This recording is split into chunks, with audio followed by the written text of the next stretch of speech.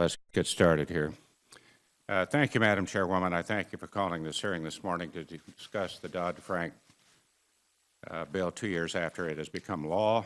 But first, in light of the LIBOR situation, you brought it up, Madam Chairwoman, very appropriately, which we now have learned the CFTC knew about back in 2008. I have serious concerns why it has taken to the end of Chairman Gensler's term for the CFTC to act. This is 2012, 4 years after the Commission was first made aware of the potential underreporting. This committee and the American taxpayer deserve an explanation. There's going to be more shoes to drop on this issue.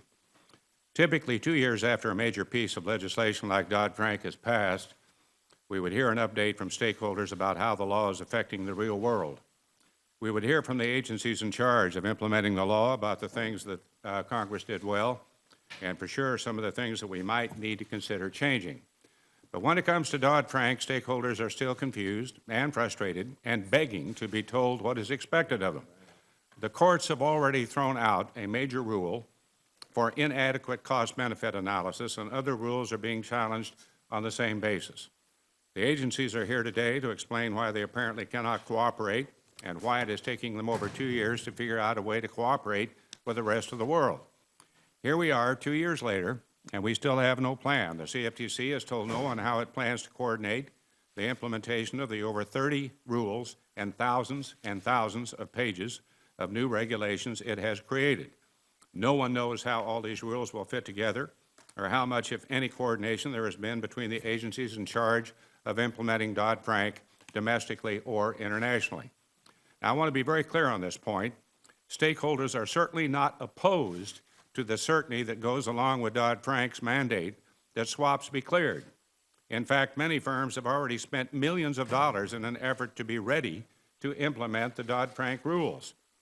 What these folks want and what they have been asking for these past 2 years is certainty and direction from the CFTC as to what they need to do toward implementing what Commissioner Summers has properly labeled Chairman Gensler's intergalactic commerce clause of regulation.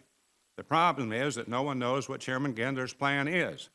Chairman Gensler's plan 2 years later is disjointed, it's incomplete, and now we find out it's just interpretive and therefore not enforceable by law. Regardless, the CFTC is about to initiate its 60-day countdown to implementation, and in doing so potentially sets in motion a series of events that will send further shockwaves of uncertainty through our derivative users and industry. What happens at the end of these 60 days, which should be on or about October 1, when our domestic users of derivatives, international regulators, or international users of derivatives are not ready? Will the Commission offer waivers?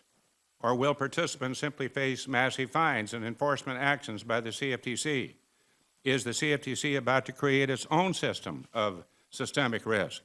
And if this weren't enough, the CFTC is not doing a job, in my opinion, of what it was created to do, and that is to police the financial streets.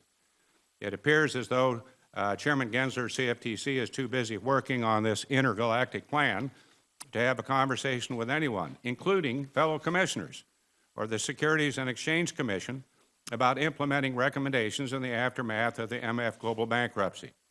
Now, the chairman set a unique precedent by taking a non-participating role and wanted to step aside from his relationship with John Corzine in the investigation of MF Global. I understand that, but he made it clear to other CFTC commissioners, staff, and outside parties that he wanted to keep control of the recommendations that came out of that investigation.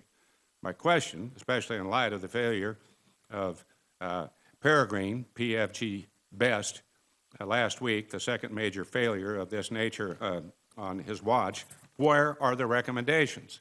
Investors, stakeholders, and others need confidence in the system. Now, Commissioner O'Malley said it well when he called for using the best, most innovative, and least burdensome tools to meet the regulatory ends laid out in the Commodity Exchange Act.